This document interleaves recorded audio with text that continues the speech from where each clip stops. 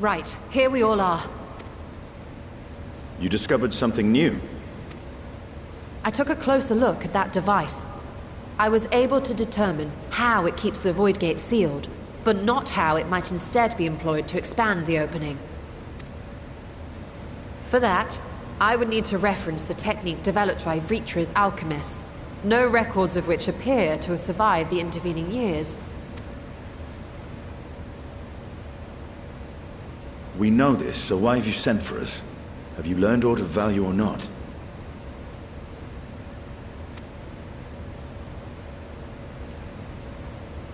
Patience, good sir. One must introduce the subject before launching into specifics.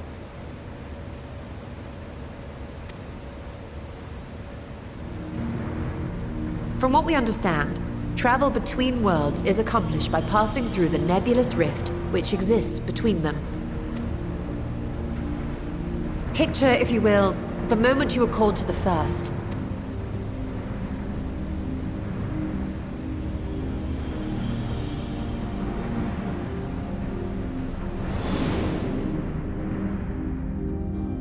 You touched a focus of some kind to help the Exarch pinpoint your location. His summoning spell then channeled the energies of the Crystal Tower to begin your journey to his world.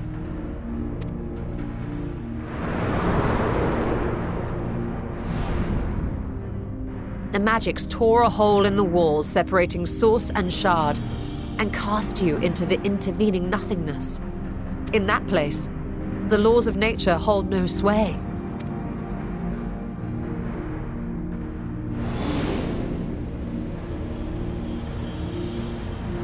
Yet even through this realm of temporal and spatial instability, you were borne safely to your destination in the first. The feat that guided you across such an unimaginable distance, both physical and metaphorical, was nothing short of a miracle.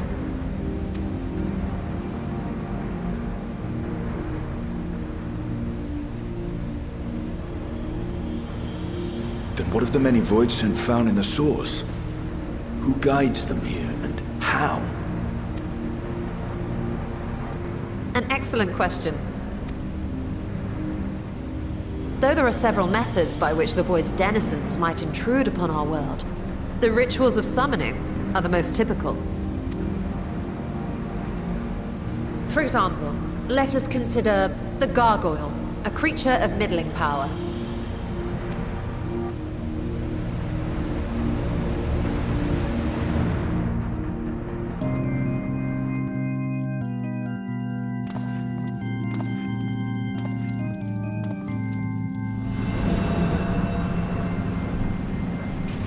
To call upon such an entity, the prospective summoner must force open a void gate.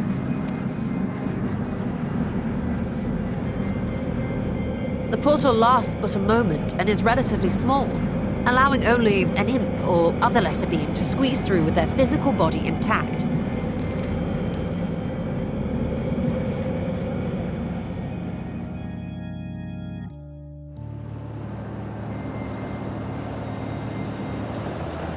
Our more powerful gargoyle, however, is too large for that. Creating a gate big enough for him would require vast amounts of energy, far beyond the reserves of any one mortal practitioner.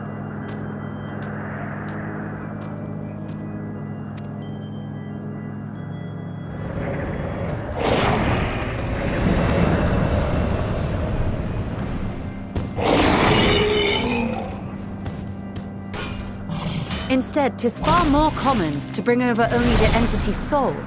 We had a taste of that ourselves when a certain Exarch dragged us to the first.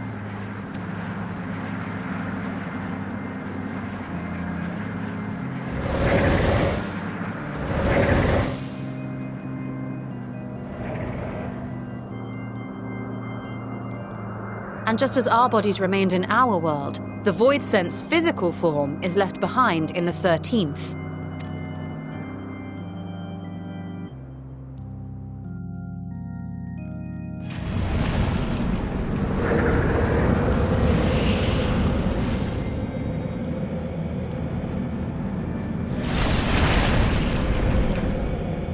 Once at its destination, the summoned soul is granted a temporary shell to inhabit.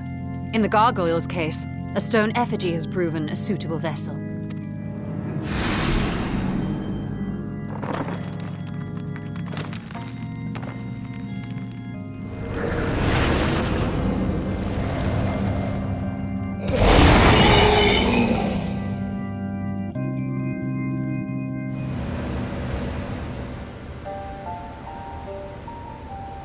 Wait. You said that Voidsent must be called here deliberately by someone in the source, reeled in like a fisherman with his catch. Exactly. For a being to navigate the chaos of the rift, with or without form, there must needs be a guiding agent on the other side.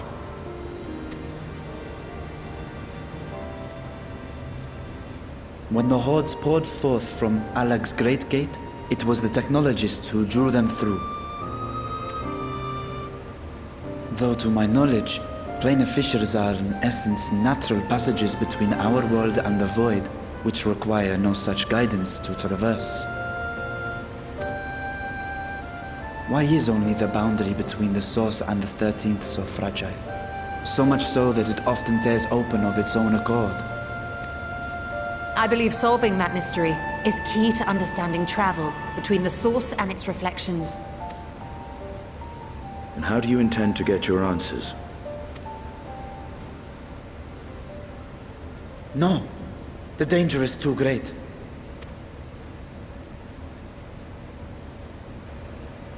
Perhaps. But what some call danger, others think of as adventure.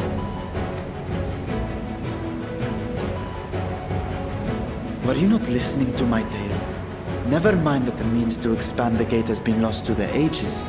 Even could you force the portal wide enough, you would be greeted by an army of murderous horrors the very instant you step through.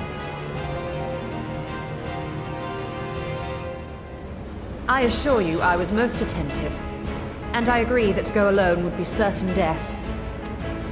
But if I were to bring along one who has already braved the 13th and humbled the cloud of darkness, well, I imagine my chances would be much improved.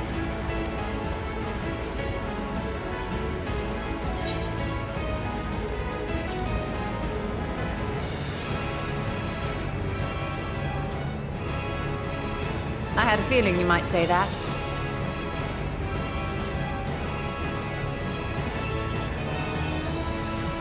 Once again, I put my life in your ever-reliable hands. That said, as much as I would like to march straight back to the Void Gate, there is the small matter of being unable to open it without the Satrap's personal authority.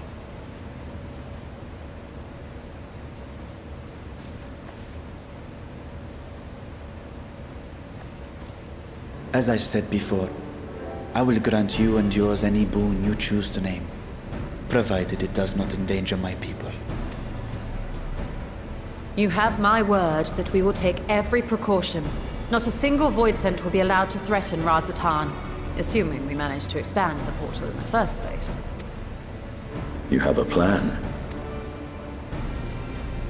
Actually, I had hoped you might help us with that.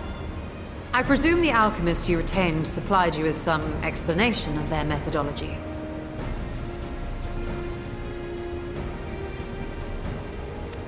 That they did. House Daimir was overseeing the project. Daimir. Ah, yes. The family associated with the great work.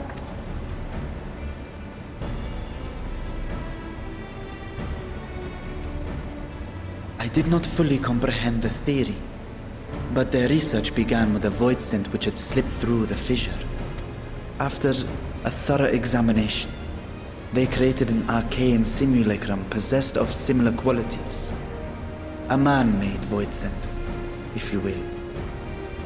It was apparently indispensable in their efforts to enlarge the gate.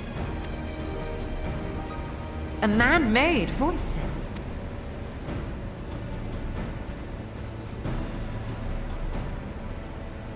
Yes. Being great admirers of the Archons, House Daimir submitted detailed notes to Charlene's official committee. They expected praise and accolades for their simulacrum, and were thus devastated to be informed that their work had been classified as prohibited material.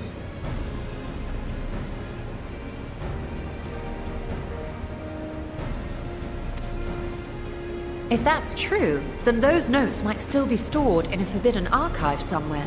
Not Google, of course, since that library had yet to be built. Which leaves us with...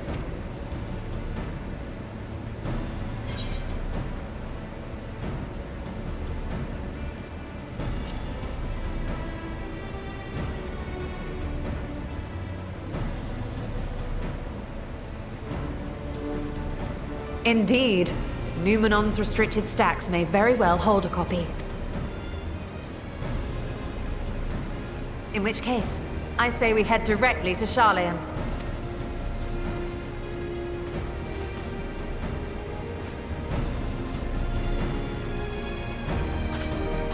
Unless you anticipate needing help to reach the high shelves, I see myself being of little use. Go on ahead. I still need to find Mirad and tell him about the Kalzal Foundation.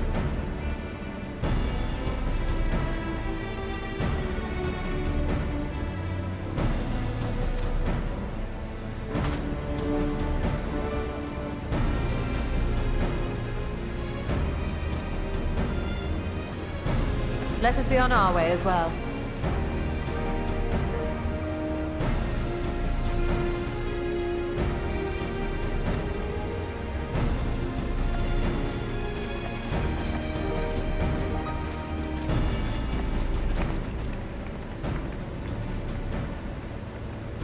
They are resolved to venture into the void.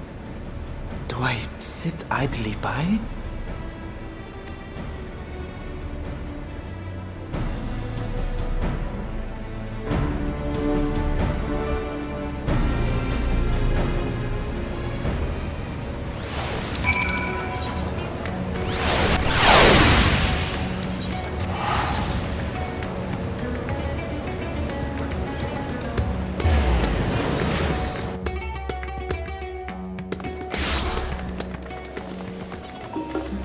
You